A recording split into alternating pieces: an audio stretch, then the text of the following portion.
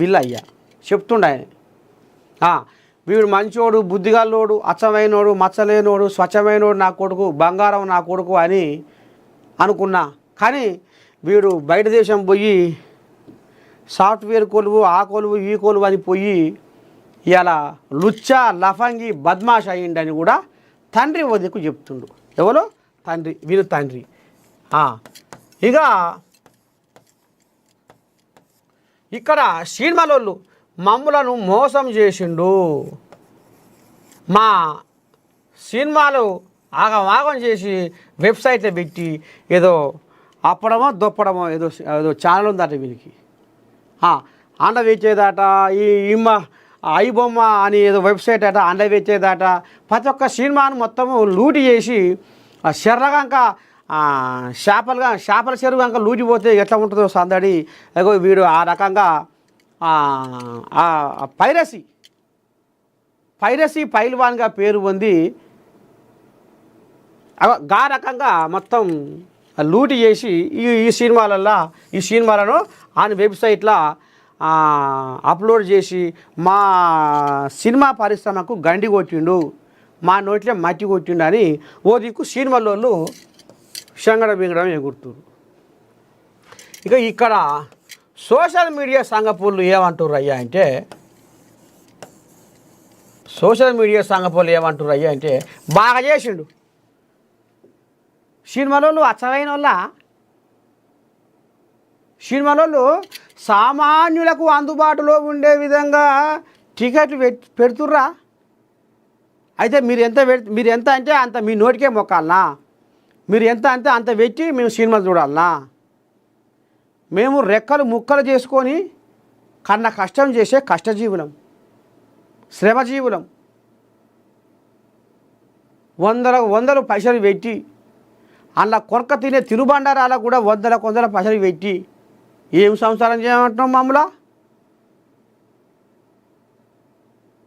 బాగా చేసిండు ఐబొమ్మ రవి గారు, బాగా చేసిండు అని ఈ సోషల్ మీడియా సంఘపోళ్ళు, ఈ సోషల్ మీడియా సంఘంలో కొన్ని కోల్యాగలు సామాన్యులకు అందుబాటులో ఉండే విధంగా ఆడు బాగానే చేసిండు, పెద్దోని కొట్టిండు, పేదోని కడుపు నింపిండు అన్నట్టుగా వాళ్ళు మాట్లాడుతారు.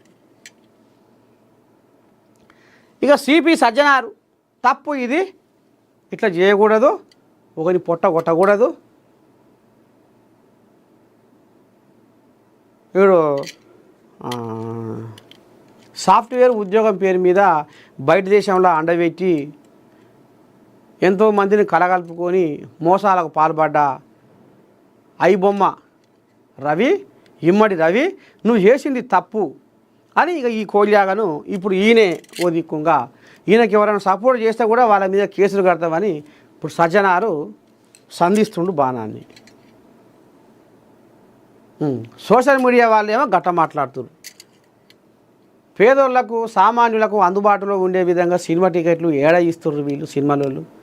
ఆగం జగన్నాథం వాళ్ళ ఇష్టమే కిష్టపురం అన్నట్టుగా చేసుకుంటుర్రు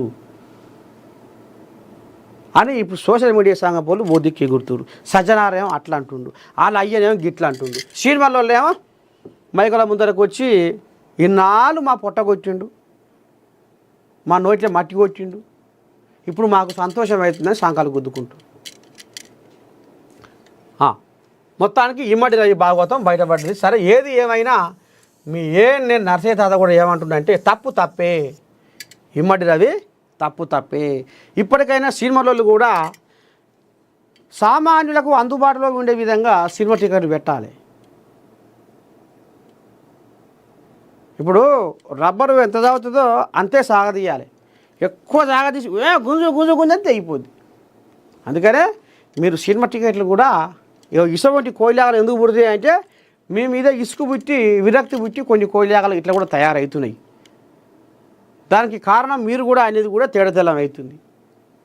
అందుకనే ఆడిదాకా పోనీయకుండా 20 రూపాయల టికెట్ని 100 రూపాయల కాడికి పోనీయకుండా కాకపోతే ఇంకో 5దో 10దో చూసుకొని మీరు ఇది చేసుకోరు. కానీ అన్యాయంగా పేదోళ్ళ పొట్టగొట్టుడు కూడా కరెక్ట్ కాదు. సామాన్యులకు అందుబాటులో ఉండే విధంగా కూడా మీరు సినిమా టికెట్ పెట్టాలి. ఐబొమ్మ రవి చేసింది ఒప్ప అని అంటలేను నేను, తప్పే. ఇమ్మడి రవిది ముమ్మాడికి 100% తప్పే. కానీ ఇక్కడ సోషల్ మీడియా ఏమని కూడా కూస్తుందంటే బాగా చేసిండు ఇమ్మడి రవి. ఇమ్మడి రవి ఎందుకు చేసిండంటే మాలాంటి వాళ్ళకు సినిమా చూసే భాగ్యం దొరకలేదు కాబట్టి వాడు చేసిన దానికి మేము సహకరించుకుంటూ పోతే ఆయనకి ఇప్పుడు 56 లక్షల మంది సబ్స్క్రైబర్లు అయ్యారంటే చిన్న అన్నమాట. అందుకనే జర్రంతా సోయి తెచ్చుకొని సినిమాలలో కూడా అనేది నేను నర్సయ్య తాత కూడా గుర్తు చేస్తూ ఉన్నాడు. ఇక తండ్రి అంటావు ఇక తప్పు చేసింది కాబట్టి ఇక ఎటుబడి తప్పు అనవలసిందే, తప్పును ఒప్పు అని మనం సమర్థించలేము. ఇమ్మడి రవి చేసింది 100% తప్పే. కానీ సోషల్ మీడియా వాళ్ళు ఈ సినిమాలలో కూడా జర సామాన్యుని దృష్టిలో పెట్టుకొని వాళ్ళు సినిమా టికెట్లని అందుబాటులో ఉంచాలనేది మళ్ళీ ఒకసారి గుర్తు చేస్తారు.